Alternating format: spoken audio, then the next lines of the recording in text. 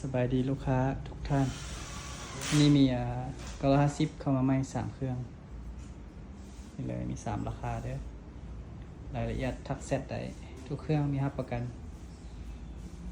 การใช้งานให้นี่เลย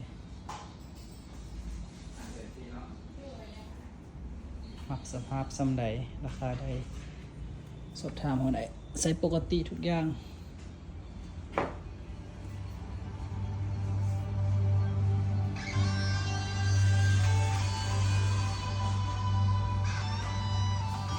เป็นมือสองด้วย950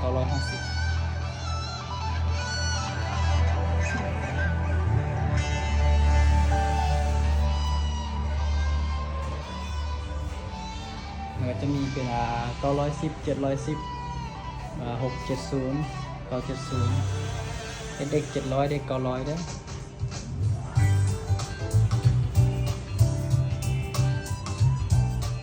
ทุกอย่างใช้ปกติหมดเลยโอเคถ้าใครสนใจติดต่อ955 2 23 26